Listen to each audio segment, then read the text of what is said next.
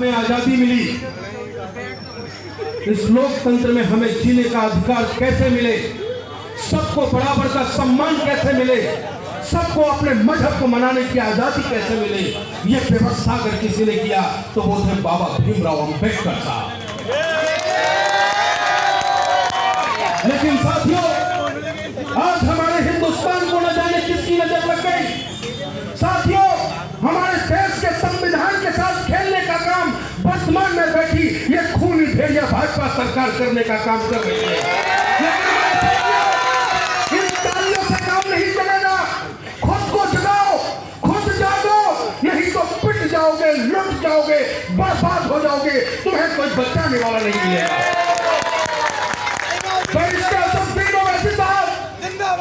तीसरा बहिष्कार आपके बीच आए।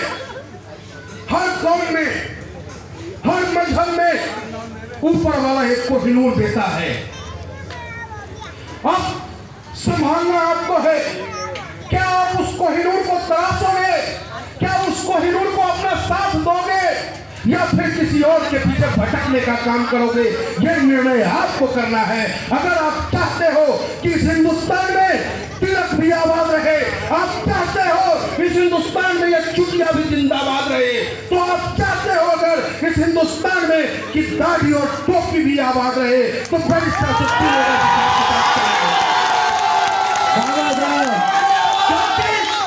हमारे देश की खूबसूरती है।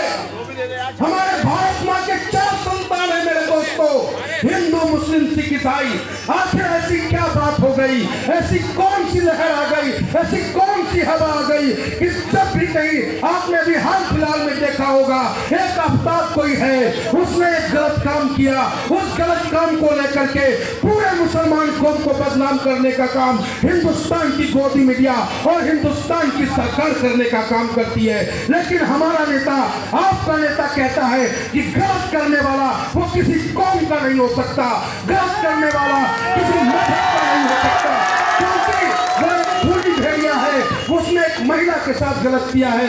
लेकिन मैं पूछना चाहता हूं भारतीय जनता पार्टी के लोगों से, क्या मेरे भारतीय जनता पार्टी के साथियों, तुम्हें आफ्ताब में तो गुंडागर्दी नजर आता है, आफ्ताब में तुम्हें बहसीपन नजर आता है, लेकिन जब तुम्हारा मंत्री अंकिता भंडारी के साथ दुराचार करता है, उसकी हत्या कर देता है, तब तुम्हारा कैमरा कहां चला जाता है? तो ये हिंदुस्तान हम सबका है। यह हिंदुस्तान हिंदू, मुस्लिम, सिख, ईसाई चारों भाइयों का है।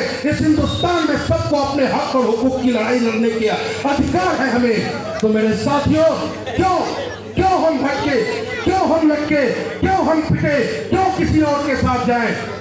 तो मैं आपसे कुछ सवाल करूंगा। एनआरसी पे लड़ाई आपकी लड़ता कौन? एनआरसी पे आपकी लड़ाई लड़ता कौन? सीए पे कौन बोलता? हिजाब की लड़ाई कौन लड़ता? गरीब की लड़ाई कौन लड़ता? मजलूमों की लड़ाई कौन लड़ता? दलितों की लड़ाई कौन लड़ता? तो भैया वोट दोगे कांग्रेस को।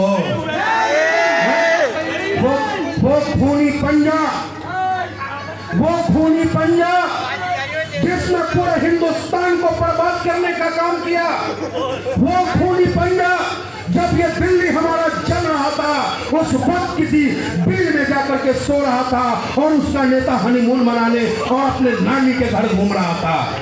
तो ये सोचना होगा आपको, ये सोचना होगा आपको। आने वाली 5 तारीख को मेरे साथियों, आने वाली 4 तारीख को मेरे साथियों, आपका चुनाव चिन्ह क्या है मैं पूछना चाहता हूँ। क्या है आपका चुनाव चिन्ह साथियों? कितने नंबर बटन पे है साथियों? भैया आ गया, आपका 3 नंबर बटन है। कितने नंबर बटन पे है साथियों? कितने नंबर पे?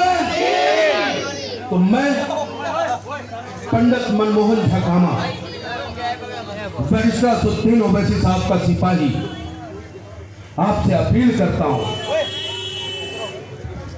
और आप तमाम साथियों से एक गुजारिश भी करता हूं कि जब वोट डालने जाना मेरे साथियों, मेरी मां बहनों, तो इस दिल्ली में जो दंगा हुआ था उसे याद करके बटन दबाना। जब वोट डालने जाना मेरे साथियों, मेरी मां बहनों, मेरी मां, मेरी बहन अपनी उस हिंदुस्तान की बेटी बिल्किस बानो के दर्द को याद करके वोट डाले। मेरे नौजवान साथियों, बिल्किस बानो में अपनी बहन को दर्द महसूस करके वोट डालने का काम करना। मेरे बुजुर्गों, जब आप वोट डालने जाओ तो उस वक्त महसूस करना कि बिल्किस बानो की जगह आपकी बेटी होती तो आप क्या करते, तब जाकर के बटन दबाना, तब जाकर के आप बटन दबाना मेरे साथियों, क्योंकि आज